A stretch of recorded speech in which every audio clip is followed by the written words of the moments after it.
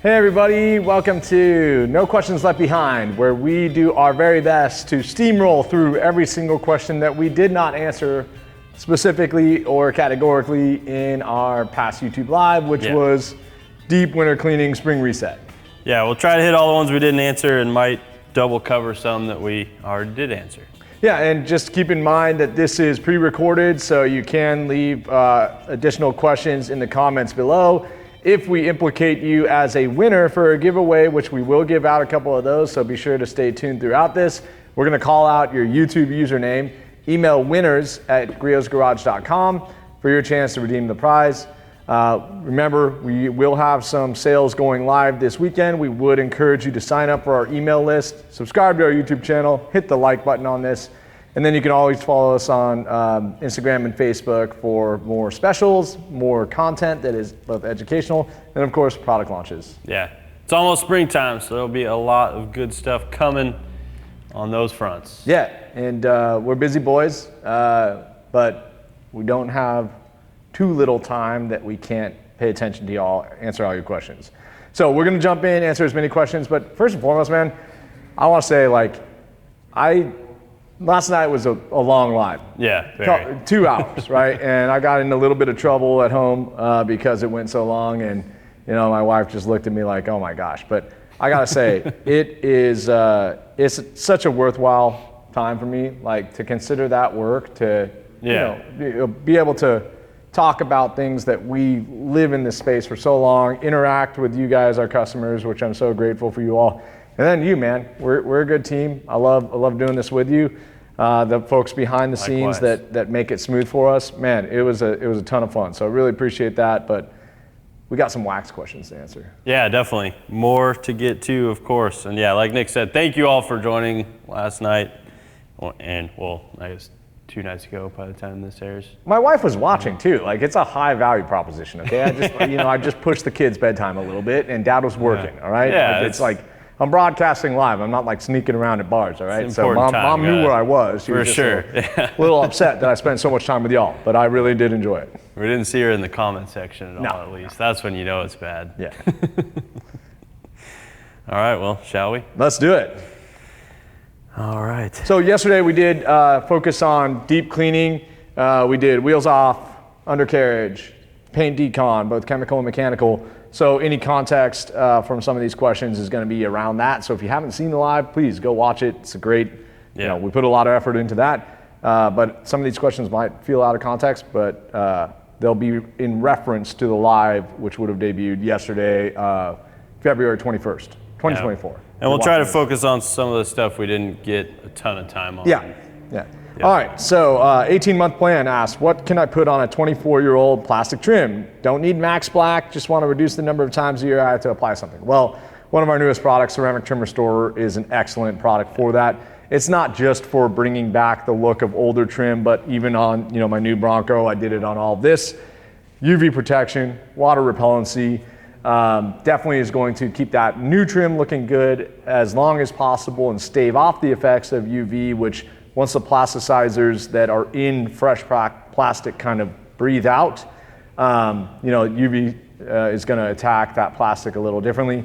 And then really, I think what I'm proud about with that product is it's a nice, true OEM satin finish. So, and it's safe on all colored plastics, but definitely ideal on darker plastics. My Grand Wagoneer is 34 years old, has some OG rubber and exterior trim, looks great on that. Yeah, so easy to apply as well. Definitely durable too, so you're going to extend the time between applications. Yeah. Definitely not like a permanent fix. There is nothing outside of a net new piece of trim for that, but definitely going to be much more durable than like a silicone equivalent product that you're going to buy at an auto retail store. More durable than a lot of the common ones you see out there. And great finish.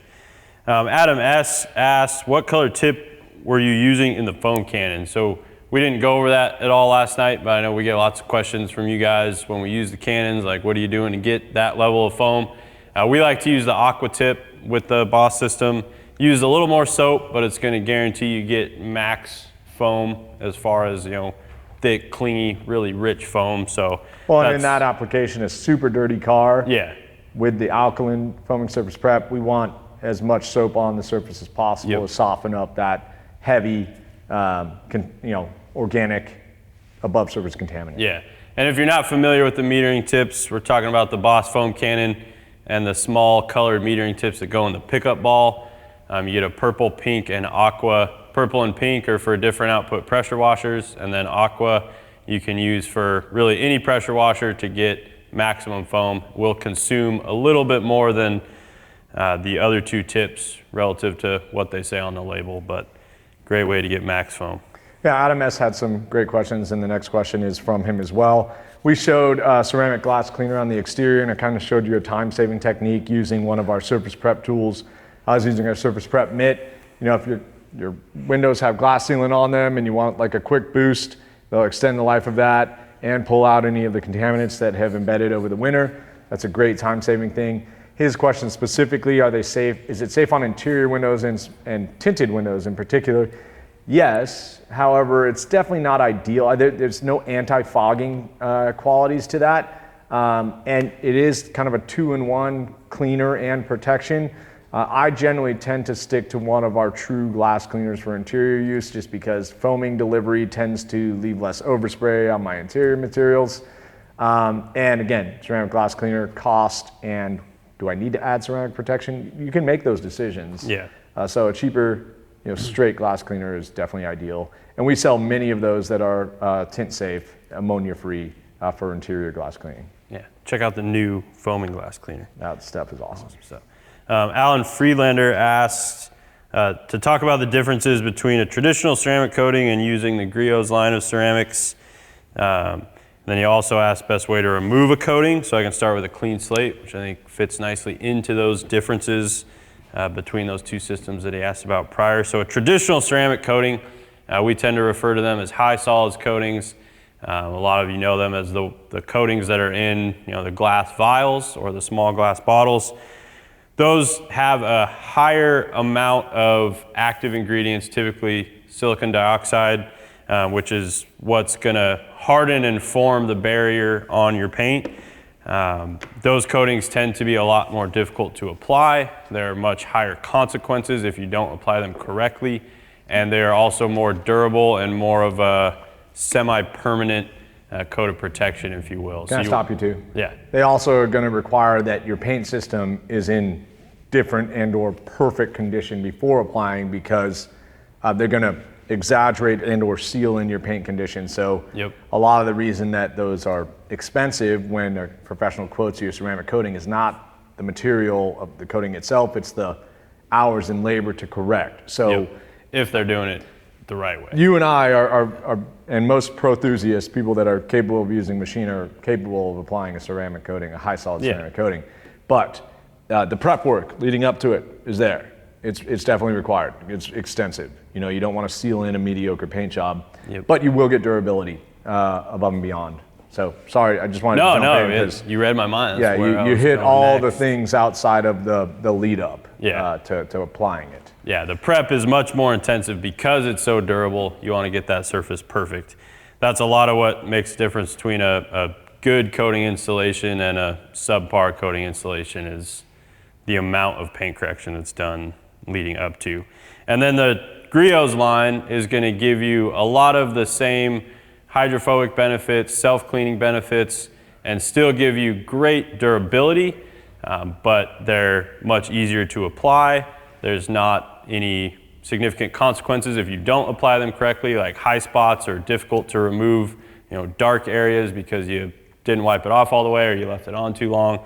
And they're also much easier to remove in the event you want to remove them, which leads into that next question of best way to remove a coating. So I can start with a clean slate.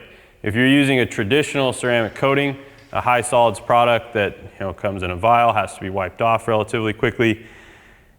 In a lot of cases, you're going to have to polish that off of the surface.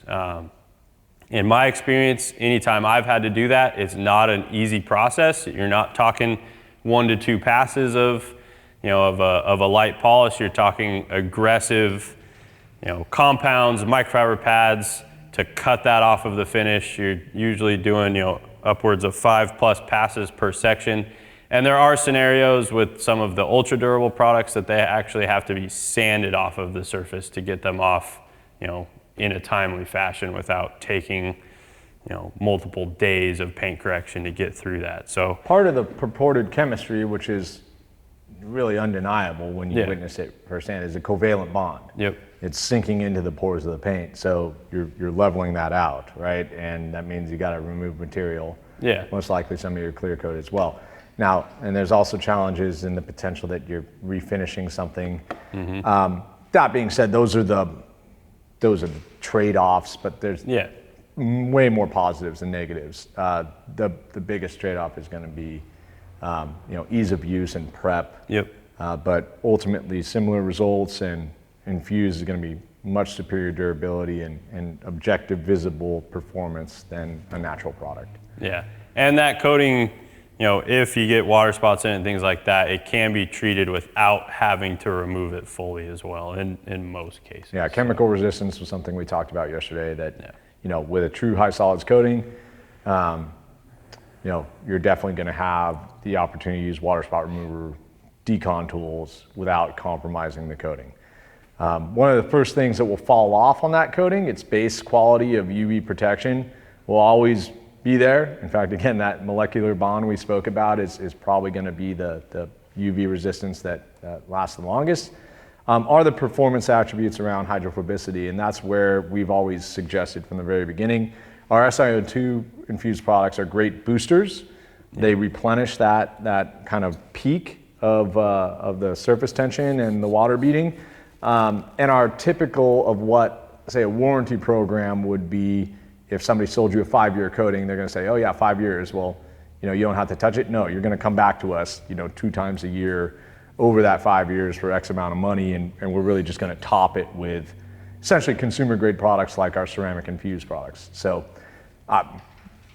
granted, if you want somebody to do it for you, that's the nature of it. If you can do it yourself, excellent. I think the only other thing that I wanted to be sure to speak about that is a huge misnomer is scratch resistance. A lot of these hardness scales are important to consider with regards to the grade of the coating you are applying to your car. They're not going to stop like brush scratches from off-roading. If you take a $2,000 ceramic coating job through a tunnel wash, you're not getting 5 years, and you're definitely going to see surface defects that are probably beyond the thickness that coating adds and into your clear coat and the substrate you're trying to protect. So poor care after a ceramic coating, that's your fault, man. Yeah. Well, at the very least, you're going to scratch the coating and make it look like crap, which you don't want to do if you spent multiple thousands of dollars or hours of your time applying. Yeah. So we talk about the fake news, the true fake news, and the Cybertruck resting. And Alan also said, I think that I really want a Cybertruck. That's the closest I've been to being attracted to an electric vehicle. But look, man, I got car problems. It doesn't take much. But no, electric is still not in my use case right now. But man, I think I played too much GoldenEye 64. Yeah. On N64. Sure. That's why I love that Cybertruck so much. It's just like, oh yeah, let's James Bond with a polygonal head. Yeah, I'm gonna drive that Cybertruck. Perfect. They're crazy. They definitely get your attention. B5 Brian, clever way of spelling Brian, asks, will tar and sap cleaner and acidic cleaners break down the artificial clay products? It's a great question. Yes, they will. You always want to make sure if you're using a tar and sap remover prior to mechanical decontamination that you get it off the surface completely before you take one of those surface prep tools like the surface prep mitt or synthetic clay over those areas, or you will often see black streaking because of that polymeric substance on the face of the tool breaking down and leaving streaks. It's one reason we recommend storing them face down or in a drawer, or covering them with a towel is probably the best way to do it, so that in case you're spraying any of that stuff in your garage around it, it's not settling on it and breaking it down. Yeah, and to finish the original question from Alan Friedland there, how do you remove a coating? You spoke about how to remove the high solids. When we're removing our ceramic infused stuff, we're generally frustrated, right? Yeah. Again, we're doing this in durability testing, and kind of as we spoke to last night, like abrading is really going to be the step that accelerates the degradation of your coating, whatever that may be, ceramic 3-in-1 or high solids. It's going to be when you actually physically touch it. So those mechanical routine washes will diminish it a little bit, hence the toppers to kind of boost that again. When we have tried to remove ceramic 3-in-1, ceramic all-in-one, ceramic liquid wax, like we eventually get to a point where we're using foaming surface prep 10-to-1 and one of those synthetic clay tools, knowing that we're shortening the lifespan of that synthetic clay tool, but the high alkaline 10-to-1 FSP plus the abrasion of that clay tool is what's going to finally strip the paint. Yep. So it's a way you can do it, and it's going to save you time. It's just going to shorten the life of the synthetic clay tools. One of the biggest benefits of those is their durability and lifespan versus a clay bar. Yeah, definitely. Going to last you a lot longer in most scenarios. All right. Brian says, can you make a tiny PFM towel for drying the inside of my snowboarding goggles? Just cut up a glass towel. I mean, that's or use one of the dual weaves. They're 9x9, so they're nice and small. I actually keep one of those in my dirt bike gear bag for goggles. Yeah, that was a quick one, so I'm taking another one. And Inford 6100 says, can the ceramic washing coat be mixed with distilled water into a spray bottle? Yeah, but honestly, we've done this, okay? Playing chemists at home, it's up to you. You do what you want. It's a free country for the time being. And but I can definitely tell you that that's a pretty reactive formula, and so our dilution ratios are quite specific. Because if you over concentrate, you could get some overreaction and some undesirable results on your paint surface. So we've never really recommended that. In fact, it's the same thing we found with our rinseless wash, our ceramic rinseless wash. We didn't recommend a sprayable dilution ratio just because we weren't getting great results, and we didn't want you guys to find that. If you like what you're seeing when you do that, fine. Again, like I said, free country. We don't have a dilution ratio we recommend, and I would think that that'd be a subpar experience. I'd soak with something else, and we'll get you a rinseless that you can, dilute for sprayable, uses, much like Brilliant Finish was. For sure. Well, the current rinseless wash and wax, solid one for that as well. Yeah. Let's see. Buck Buchanan asks, this is a pretty relevant one. I have a white vehicle, and during winter I'm starting to get the yellow pin-sized spots. They'll come off, but I have to scrub hard. What would you say is the best applicator to use for that? It's likely iron contaminant. That's, you're getting that yellow orangish residue from it because it's rusting in the winter weather. So really the processes we showed yesterday, using that surface prep mitt, synthetic clay, paint cleaning clay, to decontaminate the surface and remove that is going to be the best way. Yeah, we didn't show iron and fallout remover on painted surfaces or glass. No, yeah. It's one thing that in my review last night that left me so inspired and happy. I realized, oh shoot, we should have done some chemical decon on the paint. But so we skipped that step. But basically, if you followed along with us last night, after we washed the car and dried it, chemical decon and Tesla Cybertruck would be spray iron and fallout remover on the painted surface, allow it to dwell for the proper time. I think we generally recommend up to 10 minutes on that as well. Yeah, 5 to 10. We had a couple questions about, hey, can I agitate when I've used iron and fallout on the paint with an Ergo Wave foam scrubber? Definitely recommended. Yes.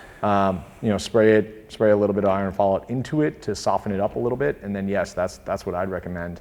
At that point you're doing a pretty thorough decontamination. You're probably going to follow with a polishing step, but I would suggest that that foam softens up so much that you won't see marring or any crazy negative effects. So Binford also asked, he wanted to try the ceramic rinseless, but right now he's using a base rinseless and then using a drying aid like ceramic waterless wash or ceramic detail spray as his booster. I mean, that's the half step or that's the 2-step of what we tried to create in ceramic rinseless, so you didn't have to do those 2 steps. And in fact, I got to go out and say this, I saw a really half-baked review. I was pretty disappointed with it, where somebody was comparing the lubricity of a straight protection-free rinseless and its dilution ratio, which was standard 256-to-1, to our 128-to-1 ceramic rinseless, and said nothing of the protection that product offers. So we know it's a trade-off. If you guys have watched us for long enough, high lubricant polymer is definitely not going to jive with the protection package. The marriage of those two is difficult chemistry, and it does create trade-offs. One of those things is its ability to be diluted at rates that are industry standard.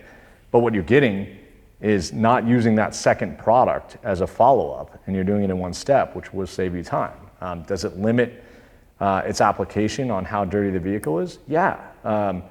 Does it, are you paying for ceramic protection that you might not pay for in a true rinseless wash that is standard protection? Yeah, because it's there. Yep. So to not acknowledge that it's part of that formulation and then just say, oh, I'm comparing it to this other, protection-free one, that's not the same, man. And that was a really poor review. Like that kind of zapped all credibility to that guy, whatever much he has. But not that I really like blasting somebody. I'm not going to say his name, but it was just an obvious consideration that he did not incorporate. And when this person is saying, hey, I do 2 steps and my ceramic protection is the second step, that's the whole point of that product, is to eliminate using 2 products. Yeah, he wasn't reviewing it on all parameters. Yeah, whatever cost increase the dilution ratio affects, it's eliminated by not having to use that second product and paying for it as you spray it on the car and work your way around it. So here nor there. But that's at least the obvious thing that we pursued in development, and that product, does. Yeah. In fact, relative to other ceramic inclusive rinseless options, which we saw no protection whatsoever. Yeah. And they perform more like the whole portfolio of ceramic washes, which just an overpriced pH neutral wash that offers no protection. So yeah, and like we talked about a lot the other night, like with any rinseless product, the dirtier the vehicle is, the less it's going to perform, or the worse user experience you're going to have when using it. And I know that guy in that review was cleaning a pretty dirty car too. Yeah, so. And it did well, but it just it wasn't an apples to apples comparison. Yeah. That's a good one. Tar related. Chris B asks, I have tar stuck on the door jambs right next to the rubber door seal. Should I use the citrus cleaner? Should I try to remove the seal, or should I tape it off? Couple of things here. So I would recommend our tar and sap remover as the best product to use in that scenario. It's exceptional. It's extremely easy to work with. It provides good lubricity so that it'll help create some slip so you're not scratching the surface if the tar is moving around while you're taking it off. And it does a great job to help dissolve and loosen up tar. And I've never had issues using it around door seals, window seals, rubber trim, and those types of surfaces. So unless they're dressed, I mean, the solvent is just going to make them super clean. But if it was dressed and you didn't want to reapply dressing, then that'd be the only difference in my mind. But other than that, you shouldn't have to tape it off or remove it. You can use it right around it and just dry it off along with the adjacent surfaces when you're all done. Yeah. All right, Chivalry asks, are we going to be at the Good Guys show in Del Mar in April? We will. So come see us there. That was just a quick one. So again, I'm taking another one. Go for it. Chuck Clemens asks, is the artificial clay really as good as the real stuff? All of the clay that is marketed for use in the automotive realm is synthetic. It is man-made. Again, I think I said it the other day, like it's not pulled out of the ground in Ohio. So the actual more pliable clay is still a synthetic man-made material. There's a formula behind that, and as Sam talked about yesterday, there's different grades of clay. There's medium, fine, aggressive, and some of those act as like scuffing tools for ahead of a more substantial correction. Our yellow clay bar is very, very mild, if not almost abrasive free. Biggest difference between the synthetic clay tools and our original clay bar is going to be where the contaminants are stored. So sounds strange, but the clay actually absorbs them into it. So then eventually it becomes saturated over time, and you've got to dispose of that. If you drop it on the ground and it picks up the contaminants from the ground, you got to get rid of it. The synthetic tools are much more durable. They actually shear and or pull, and those contaminants kind of live in the lubricant until you dry the car. They don't get absorbed into that tool, which extends its life, and they have more flexibility with regards to lubrication. You can use speed shine on a dry car or car wash soap, as we talked about, while the car is still wet. That's a great time-saving benefit. And then ultimately, they're more durable. Our smallest clay tool, the Brilliant Finish synthetic clay, will do about 25 vehicles versus a standard clay bar doing about 7 to 10. So biggest difference is there. Yep.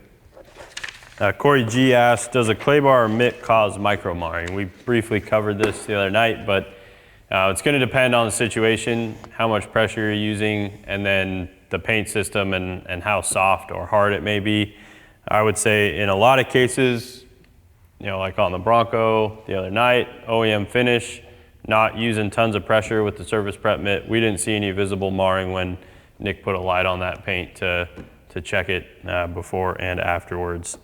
There are cases where yes, it can, specifically on softer paint. I would say like black Toyota paint, and really any Toyota paint tends to be softer. Refinished stuff versus OEM is also like, I didn't know my car was repainted until 80% of the car didn't respond, and then the trunk lid did. Oh shoot, man! Somebody dropped something on that trunk. You can see it. It's going to be more likely to occur with an abrasive clay or a synthetic product. Traditional clay bars won't cause it as much as long as they're non-abrasive. But 9 times out of 10, you're going to be doing some level of polishing or light paint correction after decontaminating. So whether it's an all-in-one product, our finishing sealant is very mild, and even that will remove any marring or light defects that you cause while decontaminating. Yeah, one of the other things too is that every time you clay, you don't need to polish, but you will have diminished surface protection just because of that abrasion we talked about earlier. So you're probably going to want to protect, but polishing is definitely not going to be required every time you clay, unless again you're in that soft paint or you're going with a more aggressive approach because you want to polish. So it's not required every time. And then the other thing is, I had something to say about that. You were talking about, I just went totally off. Diminishing protection, marring paint from clay. Oh yeah, so these synthetic tools, when they come out of the package, they do have an element on them that prevents them from sticking to the package. So the first time you use one of those, we always recommend use it on the glass first. That'll cut off that protective coating very quickly. And the only time I've really seen marring from one of the synthetic tools is when I skip that step or think I'm smarter than I am, which the bar is pretty low there. And as you can see, I just like totally melted down on this pre-recorded thing, and we're not cutting it. Oh, come on. For ease of Matt's life. But yeah, we always recommend fresh synthetic clay tool, do it on the glass first, break it in. By the time you get to the more sensitive surface, the paint should be good to go. And I actually do that every time, even if it's not a brand new item. I just go straight to the glass first and then work my way down to the paint. Yeah, a lot of it comes back to lubrication too. That's something that I forgot to mention. If the surface isn't well lubricated, if you're drying the speed shiner, the lubricant on there, and running it dry, that's potentially going to cause some marring. So that's why I really like that still wet, clean car flexibility. Yeah. You got a little bit extra lubrication from the water, and generally car wash is going to be more slippery, tends to be, than a quick detailer. Okay, Eduardo Martinez asks, how often should I clay? As often as you want, honestly, but just keep in mind that abrasion will diminish surface protection. You don't need to clay every time you wash your car. I can tell you that kind of quick tip of still wet, clean car. Add speed so that you could do it every wash, totally unnecessary, but like if you just got back from a long road trip, you clay your car, you go on this long road trip, road salts, snow, a bunch of crap on there, I can guarantee your car would benefit from a clay when you got back from that road trip. So, just a tactile experience, if you can feel it, or you say, hey, my paint's looking like a little off. Like a clay definitely kind of, sets it back to neutral. But I would say a good rule of thumb, once a quarter. A heavy use car on very dirty freeways, sure, once a month, but just keep in mind that it is going to diminish surface protection and is definitely not necessary to be done during every wash process. Yeah, you can get away with it once, twice a year. Yeah. When you're, that's a good point too. Like you could live in a really clean, fair weather environment and have a car that only comes out in the summer and probably not need to clay the car at all. I mean, we've had to qualify. There are surfaces that are contaminant free. Yep. So claying isn't always necessary, but you'll feel it for sure. And just keep in mind those points I made. You're good to go.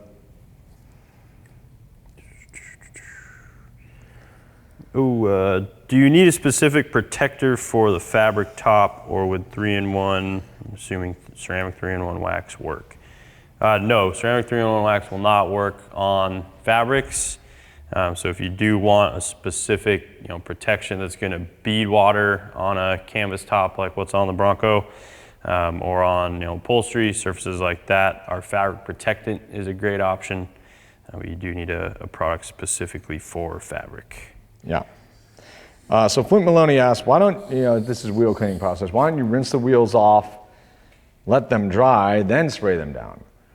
I think the only gap here is that I wouldn't let them dry if I sprayed them off with hose water. We're blessed to have pretty soft water here, but if you're using a high pressure rinse to rid excess brake dust before you apply your product, you've probably got a very dirty wheel. In the same way we talked about the water on the surface creating some extra lubrication, hey, that is the time after that high pressure rinse to apply the product so that you get that extra lubrication. You definitely wouldn't want to dry, leading to potential, any minerals that were not touching the surface, and then they got agitated, and all of a sudden you just put well water on it. Now you've got a water spot to fight. No, would not do that whatsoever. But just keep in mind, we apply to a cool, dry wheel so that we can maximize the effectiveness of the chemical and minimize the mechanical agitation that we've got to do. But if you do want to rinse the wheel first, there's nothing wrong with that. Just make sure, again, you do it to a cool wheel. The worst thing I could recommend is you drive this car in, brakes are hot, wheels hot, I rinse it off, I warp my brake rotors, and then I spray a wheel cleaner on it, and it dries up prematurely because of that extra hot wheel. Like, you're doing everything wrong. So start with a cool, dry surface. The pre-rinse is fine. Apply the chemical to that still wet surface. You get extra lubrication. Yes, it dilutes the wheel cleaner a little bit, but that extra lubrication is going to make your mechanical agitation safer. So that would be what I would recommend. And then if you're worried about water spotting because of the quality of your water, you can towel dry or use a blower to dry those wheels off. I tend to towel dry these gloss black ones because they will spot. But a lot of wheels, I really don't ever need to do that if my water is soft enough. Yeah, I would say, if you're in a situation where your wheels are really delicate or you have some really high-end wheels and you want to be as safe as possible, you could adopt the same approach that we use on the paint, where you apply your cleaner dry, let it dwell, do a high-pressure rinse, then reapply and agitate. Yeah. It's going to be a really safe and we're trying to optimize for chemical effectiveness and consumption rate because these things do cost money, and we sell the product. So if you want to elect to use more to be extra safe, fine. We'll see you soon. At the same time, is it required to get the best results? We actually write those directions with those things in mind. How much do you actually need to get a safe and effective result without saying, pour half the bottle out and then come back to us in 2 weeks? That's not a good value proposition. Got to be realistic. And ideally you're cleaning your wheels often enough that they're not getting... Wheels are a ton of fun to clean for me. Like, again, I could leave the rest of the car dirty and clean up the wheel wells and wheel and tire package, and the car would look cleaner. And everybody likes fresh, clean shoes. So that's... And then just get the right tools and find the right chemical that matches with your brake pad setup and how frequently you can actually get out there and clean your wheels, which is a lot of what we talked about last night. Craig Wellborn, this question is kind of a can of worms, and like we mentioned the other night, we will do a video series on this topic in the future, but he asked, what steps should one take on a car that has spent its life in automatic car washes to restore its finish or at least improve it significantly? A car that has spent its entire life in automatic car washes is kind of your worst nightmare if you're going to be doing any paint correction on the vehicle, because that means heavy, severe swirl marks that are not always fun to get out depending on the paint finish. But you can get a big before and after, so that's one icing on there, silver lining to that situation. Instagram detailers love those cars, but at the same time, somebody who's destroyed their car by tunnel washing once a week because they got a subscription and then says, hey, correct my paint, it's probably going to be like, You're gonna charge what to fix that? No, thank you. I'll go back to the tunnel wash. So hey, just approach with caution there. Well, and yeah, if you have a car like that, if you've been taking it through, a tunnel wash, we're glad you're here. You're in the right place to learn how to take care of it better. We're not kicking you out of the church, all right? We're just saying there's a better way. Right?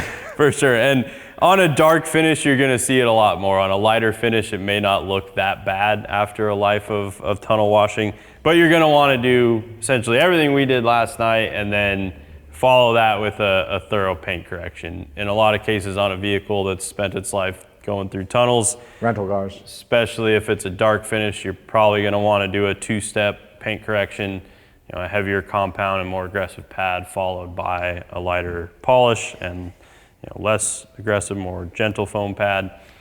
And of course, using a machine is going to be really the only way to remedy defects that a tunnel wash will put into a paint. And then avoid it in the future, right? Just do your don't best. waste all that hard work. One other thing we kind of pointed out, tunnel washes that are, touchless, definitely better on the scale of like, I'm in a panic washing a car. The brushes of death, those are what are gonna cause the most damage. And we talked about it, winter is a popular time for those to be used, just as much as summer, right? Somebody wants a cleaner car in summer, but you can imagine, you go to a automatic tunnel car wash in the winter, and I see them running specials on the way to work at one, right down the street. It's like how dirty these cars are, getting slapped around by those brushes picking up those abrasives, not getting rinsed, and then slapping your car with them. Like you got everything that guy had right ahead of you, and then they tend to recycle water in those things in lower water or water restricted areas. So it's like all that's just getting thrown back onto your car. I mean, it's about as bad as it gets. And we're intending to show you objectively and measuring the paint and showing you some really good reasons why not to. Again, we're not gonna hate you if you have to do that in a pinch, but if you have the option between touchless or brushes of death, always go touchless. Just know the alkalinity of those soaps is probably gonna diminish your surface protection, but on the scale of sins you could commit, that's lower. Yeah, definitely. And I think, as evidence of what we talked about, it had been a while since I washed my car, right? Yeah. Not proud of that, but I can admit it, I'm human. Got 3 kids. Yep. Got a job to do. That's what I was gonna say. But looking at that paint under an inspection light last night, I mean, you and I look at paint constantly. It's like, there's nothing to do. Yeah. Just add protection. Fantastic. That's that routine care versus like, I waited 4 weeks, my car was dirty, but now I don't have 4 extra hours of correction to do on a sunny Saturday in March. Take the top off, we're going for a drive. I don't have to do it. Yep. Great. Routine maintenance is easy maintenance. Let's see, this is an interesting one. Not super relevant to the topic, but we haven't seen this question before. Gary Ganser asks, how do I remove a ceramic high spot that is cured? The best way to remedy that is going to be to polish the ceramic coating off of the entire panel and then reapply it. That way you have a consistent surface afterwards across the panel. If you just spot treat the area with the high spot and reapply the coating to that area, you'll still have what will look kind of like a high spot under focus light or out in the sunlight because of the different ages of the coatings that are on that specific spot. Yeah, this is a unique one too. I'm wondering if a lot of people have ever asked this question, and it's John Lawrence asks, I've never done it, but should you clay the glass inside of the window and windshield? I think that there are situations I can imagine and have experienced personally where yes, I did clay the inside of a window.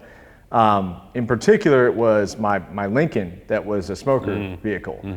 So I literally had physical tar globulates that weren't like as big as like a sap from a tree that like drops, but there was embedded contaminants in the glass, and I clayed. That clay is the gentler approach on a 50-year-old glass system than say introducing an adhesive remover or tar and sap remover. That also in your interior, if you overspray that, you get a solvent-based product onto your leather, that's gonna mess it up. So you just gotta be really careful on your inside if you're going beyond just a clay step. Is it a typical need? No. Is it required for like nose art and fingerprints? Absolutely not. But there are times where a solvent like a tar and sap remover is required in interior windows and heavy off-gassing, like mid-90s, early 2000s interior plastics, a car that's windows have never been cleaned. Trust me, I've been in some Ubers where I'm like, how the hell does this guy see out of his window? So it's not hard to presume that somebody hasn't cleaned their windshield, their rear windshield for 10 plus years. Could be dealing with some heavier stuff. Clay is the gentler approach. Do I find time for it in my annual maintenance? No, this is just one-off things, but very unique situation that you're gonna need to do that. Yeah, and we showed using ceramic glass cleaner as a lubricant for glass T-con on exterior windows. Same answer from earlier. Ceramic glass doesn't have a lot of utility inside. It's just more expensive than a traditional glass cleaner, but it is that way because on the exterior it makes a difference, but it's not gonna give you any additional benefits inside. Yeah. Jay Maynard asked, is foaming surface prep a good undercarriage wash for salt removal? I would say yes, absolutely. It's going to be one of our best products for cleaning your undercarriage and removing whatever may be, clinging on under there. So great way to go, especially this time of year. Get everything freshened up like we did and remove any salt that's down there. And then just a really, really thorough rinsing as well. Flush it all out. Mario had some good questions. They're not as good as one of our next guys, but these are cool. 20-year-old daily driver, where do I start? Well, you start day one, the day you buy the car, right? Yep. But for a reset, I would suggest that we have hours and hours of footage on this YouTube channel from basic polishing to, topics where we talk for an hour and a half only on decontamination, surface assessment. I would suggest that, you're gonna be a good customer quite soon and probably should invest in orbital polishers. 20 years old, it's crazy to think about it, but that's a car in the 2000s. Yeah. So hopefully it still has some clear coat on it, but that's probably 10 years post industry adoption of clear coat as the bean counters got a hold. And that's great. Clear coat's really workable. So you should be able to drastically improve a 20-year-old daily driver, but if you haven't ever dove in really deeply, you're probably gonna start from square one, and we've got these deep dives into every specific system, trims, plastics, interiors, paint, glass. Very possible to make a 20-year-old car that's been used daily to look fantastic. Will the dealer give you more money for it? Probably not. And don't ask, Dave Ramsey for advice on the current car market. Just how to get out of a lease or a loan. And then he'll tell you how Mario, to not spend your money. no hate for Dave, but yeah, he was like yelling at somebody about electric vehicle depreciation and said, there's no way that EV dove in value 40% year over year. It's like, dude, that was a quick look. I mean, everybody's talked about that. And it's because that guy who's like, oh yeah, EVs are fancy and shiny. I'm like, oh, no, I just want a diesel truck. I'll fire sale this thing. This was a mistake. Mario also asked, clay over surface prep mitt for a daily driver. We talked about this yesterday, right? Our most gentle decon tool is going to be our traditional yellow clay bar. We talked about the limitations of that earlier. One of the biggest benefits of the synthetic tools to me is surface area. And so like my wife's car is big. This car is big flat surfaces. Mm-hmm. Going over that with a small clay bar that's like 3 by 3 inches, hey, I'm gonna get a little cardio workout, but I'm gonna be really gentle. If I want speed, those surface prep tools, no questions asked. So just depends. If it's a daily driven crew cab truck, I'm telling you, get a fine surface prep mitt. Yeah, it's more expensive than a clay bar. It's gonna last a heck of a lot longer. And that truck's wet. You mix up a bucket of car wash soap and water, you can clay that thing in minutes and then dry it once. That is huge in terms of deconning a large format vehicle. So I love those tools. I can tell you though that, on something like, that refinished old 1963 Lincoln, it's got a soft water-based clear coat. I'm always, even though it's huge, I'm going to a clay bar. I'm slowing down. I'm spending time with that car. I'm understanding the curves. Get real intimate in that decon process. Yep. Another good question from Mario. Speed shine is okay to use as a lubricant if you want to follow it up with ceramic 3-in-1. Yeah, for sure. That surface prep cleanser process that we talked about is going to be the key in there. It's best to use that in between, really regardless of what lubricant you're using. That's optimal, best case scenario to get the absolute best user experience and performance out of ceramic 3-in-1 or whatever other protectant you're laying down. Okay, so this next guy asked like 20 questions. I don't know how we missed them. Yeah, he had some good ones. And so sure. Marshall Crisanti, you were gonna win a Boss foaming system complete, and Stevie like reprimanded me for giving away so much stuff. But we had a great time. We had a lot of great participation, and yeah, that's the whole point. Come join us. We can teach you something. You guys want to learn from us? We're gonna give you something, and you can go have fun with it. You also get a bottle of ceramic liquid wax. So. Marshall, we're going to answer some questions, but email winners@griosgarage.com and we will send you a Boss foaming system complete kit, which is a great kit. And yeah, one of our most popular kits. Yeah, fantastic. Okay, so does the PSI, Marshall asked, again, a ton of questions. Do you have one of them that's your favorite? Because I was more focused on giving him something, and I actually haven't read every single one of his questions. I was like, oh my gosh, I'm looking through 500 questions and this guy's got like 20. So I'm gonna reward him. But you got something at the very least. And here's a good one. A lot of what he's asking, I think, maybe why we didn't address these questions is he's kind of asking them probably a minute before we did them live, but hopefully then he got a ton of value out of that. But when we're doing the wheels off detail and we've got that fresh surface, do we apply protection? Would you apply ceramic coating? I spoke yesterday about kind of the difference between a high solids wheel coating, in my personal experience, across a variety of uses, and whether or not I'd pay the premium and the extra time it takes to install that versus using something like ceramic 3-in-1. My answer is no, but yes, after you've done a thorough chemical decontamination, if that were a heavily used wheel, I'd probably also do like a clay bar and or mechanical decontamination. Definitely. Do surface prep cleanser and then apply ceramic 3-in-1. If you had the ability to apply a second coat 12 to 24 hours later, definitely take that. If you're taking your winter wheels off and doing a thorough cleaning of them, put them away with a coating on it, so you don't have to do it when you put them back on. But yeah, or you could do a high solids coating after that same kind of preparatory work, and wheels you're not going to have to do as much correction as you would a major paint system, typically. Yeah. But it is time consuming to do a high solids coating on a big wheel. Yeah, you want to make sure you allow yourself enough time so you're not rushed through that job. I think my favorite of his questions was, how often do you do a contact wash compared to a non-contact wash? We get a lot of questions about touchless washing because everybody wants to be able to, do that process and save yourself the time and effort and energy of it's kind of like a holy grail, the car. Right? Yeah, for sure. You get a touchless wash, it means you're good. Man. Well, and it's super satisfying. Yeah, dude. You are taking good care of your vehicle. Yeah, so it's really going to depend, the only way to accomplish a touchless wash, even with a really good system like the Boss foaming system, good foam canning, good pressure washer, is to make sure you're maintaining your paint. You have, good protection down. It's not covered in contamination. So the prep, and what you do prior to washing is going to affect that a lot, as well as not letting it get super dirty. I would say, a number of times, I don't have an exact answer for you, but I'm going to do more contact washing during the winter months when the surface is getting really soiled. There's a lot of road film.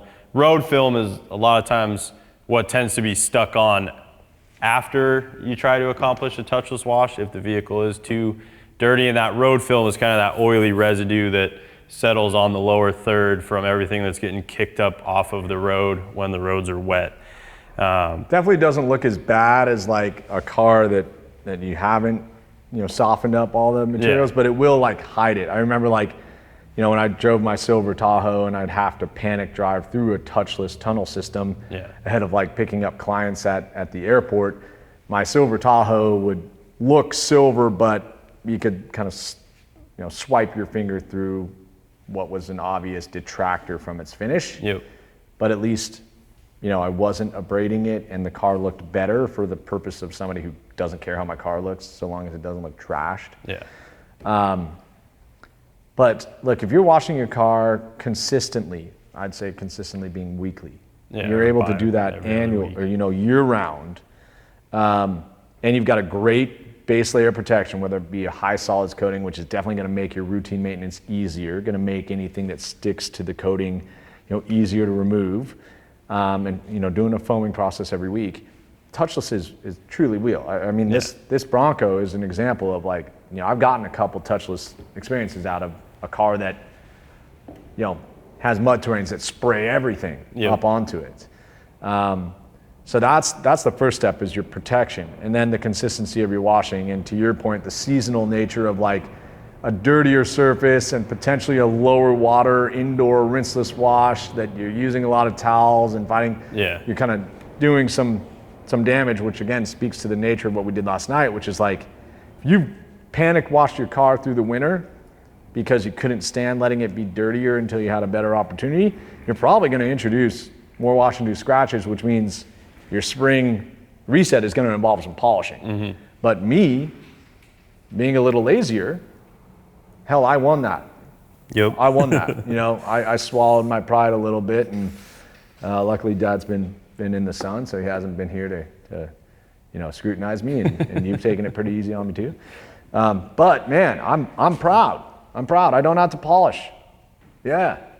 Awesome. Yeah, and I mean, summer months, if your vehicle's maintained, you're getting more of that dry dust on the surface and stuff. I would say if on a maintained surface, if you're doing it every week, you're going to be able to touchless wash every time. Winter, it's going to depend on how dirty you're letting it get. Yeah, that's a really good point too. The nature of what lands on your car in the summer is going to be drier and lighter versus a wet glob that just kind of hits it. So all that road film. So that high pressure rinse indoor foam kind of lifts and picks that lighter stuff off during the middle of the year a little easier too. But yeah, you live in Southern California. The only thing you're really fighting is like fallout and smog. It's not a lot of weather and pollen, that sort of thing. That's not to say you can't accomplish touchless in the winter. You're just going to have to wash more frequently and make sure that surface is well protected.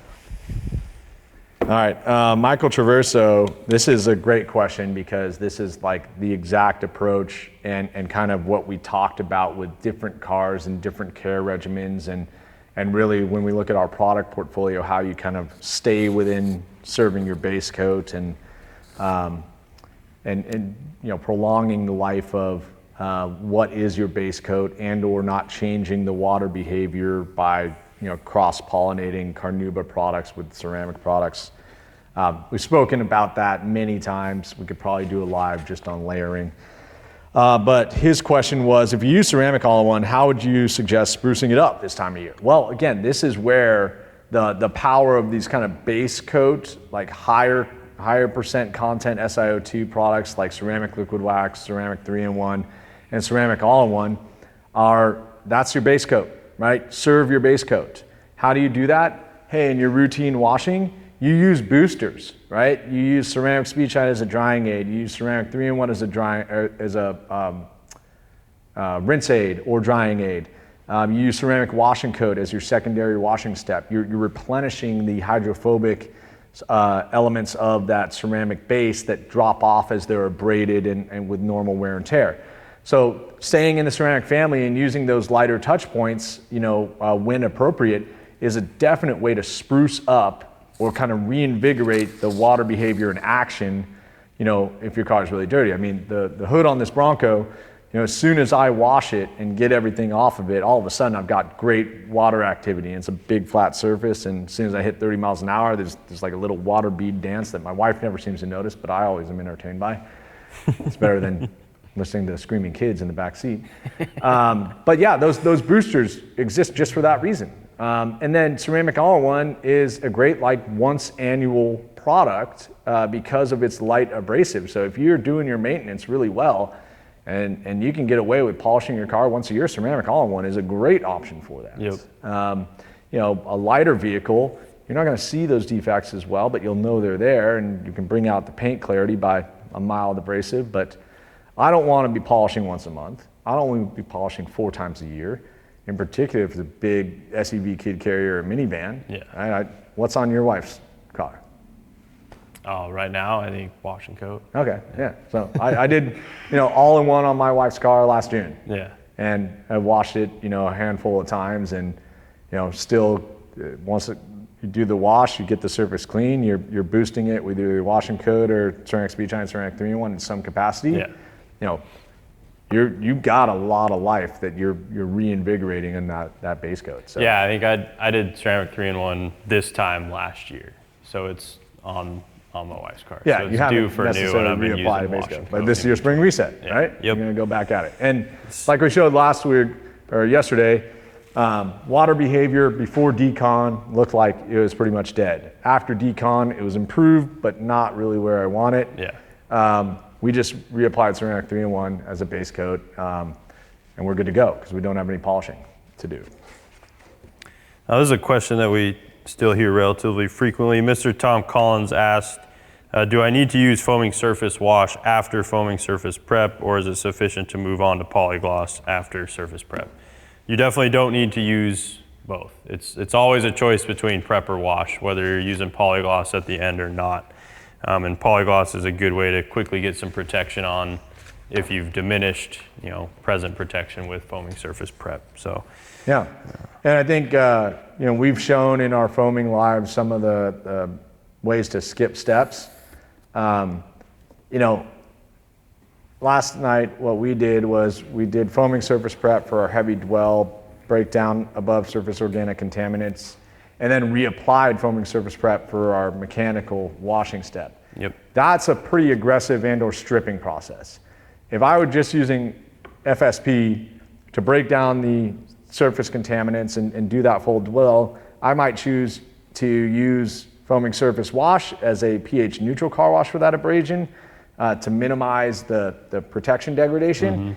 And or say, I'm going to use foaming polygloss as my secondary foaming step, and we've shown that provides ample lubrication for a mechanical wash and leaves behind a little bit of polymer protection, and that abrasion actually helps those polymers bond a little bit better, so you'll get better water behavior quicker than the 1 to 3 minute dwell time. So the brilliance of the Boss system is that you have flexibility in your approach. You definitely don't have to use all 3. In fact, I don't think I've ever used all 3 at one time for one specific job, but I've definitely had utility for 2 of the 3 or only 1, depending on what I'm trying to accomplish. So we've got the alkaline pH, or the alkaline foaming surface prep, definitely strip surface diminishment, or protection diminishing.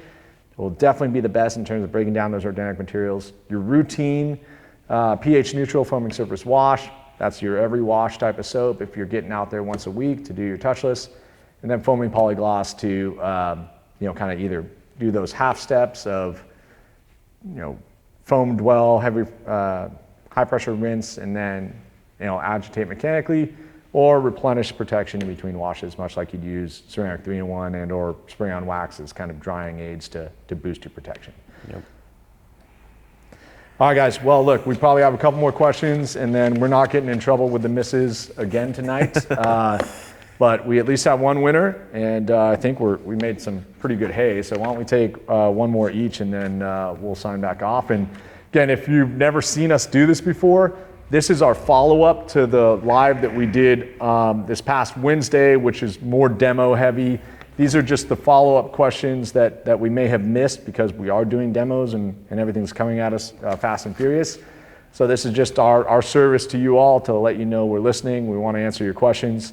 Please subscribe to the YouTube channel if you have not. Give this video a thumbs up. You can follow us on Instagram and Facebook for more unique content, product launches, and sales. Sign up for our emails. Spring is about to be upon us, and we're going to have great sales during spring as the weather changes. Everybody's getting out, washing their cars. Guess what? We're gonna take care of you, incentivize you to buy from us. So those emails are a great way to do that. Yeah. And then you can come see us here at our headquarters in Tacoma, our distribution and manufacturing in Plainfield, or at any of the national events. Schedule you can check on griosgarage.com under events. We'll be in Amelia next week, Amelia Island in Florida, doing all the events that are there. So We love you guys. We appreciate your participation. So just one more reminder, take care of us. Let our bosses know we're doing good. This may seem strange, but I still answer the silverback in the corner over there. Did start this place, but no, this is important to us. We love engaging with you all. We love helping to educate, help you get the best out of our products, which you reward us so well by buying from us. So 2 more questions, Sam. All right, Oberst asked, any personal favorite microfiber towel recommendations? We didn't talk about that a lot last night, and microfibers can often get overlooked or at least not thought about enough, relative to how much they help with the performance and the safety of the processes that you're using on a vehicle. So I would say my 2 personal favorites, I'll keep it to 2, are the XL PFM drying towel, and then I love the PFM detailing towels, the 9x16. I use those a ton. Really any paint process where you're drying up a quick detailer, ceramic 3-in-1 wax. I even use them for glass a lot, interior and exterior. They're a really wieldy size because you just fold it in half once. You got a nice palmable size. They're easy to flip. They don't roll over on you. Very absorbent. Those are probably my #1 favorite towel. Yeah. All right. So I'm aggregating like 20 questions into my last 2. All right. So we had a lot of questions about when ceramic liquid wax is going to be launched. That'll be March 4th. So very soon here, but all those products that we debuted at SEMA, we've either launched them already or they're very, very close. Best way to find out is, again, follow us on socials or sign up for our emails. You'll get an email the moment those items are in stock. And we had a lot of asks about our pressure washer wand and the different high flow tips, which will be spring items. So they're right around the corner. So again, we'll let you know. You don't have to keep checking our website, but you gotta get into our communication channels so we can let you know as soon as possible. Sam Donko asked, can we do an interior live? We have done multiple interior lives, so I just go onto our YouTube channel, search through the categories. We have one that is all live format shows. There are at least 2, if not 3, that focus on interior materials specifically. And then this was an important one. Steve, and we got an ask about this the other day. Steve Martin, one of my favorite comedians. Don't think it's the guy. Dirty Rotten Scoundrels, fantastic movie. Father of the Bride, actually, I know we talked about this the other day. Like, there's too many dumb stigmas around being a guy in America. And as soon as I had kids, all of a sudden, like, I'm soft, And it was because I was building this image up in my head of like what I was supposed to be. No, man, when I'm watching the Santa Claus and I get choked up when Tim Allen is like talking to his son, like, I know something has changed. But kids do it to you. Yeah, I don't know where I got off to that point, but Father of the Bride. Father of the Bride, Steve Martin. Yeah, so Father of the Bride messed me up too, right? When he's like looking at his grown daughter and it's a little girl, and I'm like looking at my 10-month-old daughter like, oh no, oh no, I'm wrecked. I'm supposed to be laughing, and I'm here, telling my wife that she's crying, not me. All right, taking a quick trip to the bathroom. Steve Martin's question. You guys learned our or my first name, his middle name. You're getting to know us a little bit. Yeah, we're just all softies here. Love cars. You're in the right spot. He says, I see you guys using gloves. Is that recommended with most of your products, or do you wash so many cars that your skin gets dry? This is like totally preference. Like, I would say like heavier solvents, most of our products are tested for skin irritation. We do have ingredient lists on every one of our products as a result of California Right to Know. So you can always check that to see if you are sensitive or allergic to something. I would say the chance is going to be pretty low. But we don't know everything about you, or if you just walked out of a nuclear plant and something is reacting with what is on your skin already. The reason I wear gloves, in particular, I wear gloves when I'm doing wheel work, it's because of what comes off the car, not the chemicals themselves. And when I was detailing professionally, I would get I would be washing, terribly dirty cars that somebody had not maintained very well, and I might do 4 to 6 cars in a day. By the end of the day, I've got brake dust in the pores of my skin, and it's there for a week. Yeah. That can't be good, right? We're talking asbestos and iron ore and whatever else is on top of that as it sinks into my skin. So I've always used gloves just as a precaution of what comes off the car. It's why we have an oil water separator here. It's not our chemicals washing down the drain, it's what we wash off the car that it picks up that we want to segregate out of, our sewage. So I think that's generally my perspective. Plus, I think, ultimately you get like silicone on your hands from a tire dressing. It's just a little slippery. It's not going to cause you harm, but it's just a cleanup thing. Right? Yeah, it's easy to just take the gloves off and go back to whatever you're doing. And we do it frequently, so it's like, you gotta, Sam and I have quite soft hands, given that we wash cars, but we have little kids, so you got to maintain a balance. But no, I would think that we sell nothing that is going to cause your skin harm, but consistent use. And I think again, if you're doing it professionally, it's just a precaution. Yep. There are. And we were using iron fallout remover, and I had to go home and eat dinner. Yeah, there's a little bit of a smell to it. So yeah, I can tell you though that going out and cleaning the car, like I was talking about, time away from my wife, she always knows that I came straight from the office, and I told her, hey, I'm going to be late because I'm testing cars, and I smell like bananas because I've been using one of our products. She's like, you weren't at the zoo, you were at the office. Yep. So there's some benefit to that. Okay, guys. Well, thank you. We will see you just about a month from now for our next YouTube Live. So again, if you like this one and you like getting free stuff, subscribe, hit the like button, send us a note, let us know how we're doing. If you want something, winners@griosgarage.com. We'll get in touch with you, send you your stuff. Yeah, like and subscribe so you don't miss the next one. All right, have fun in your garage.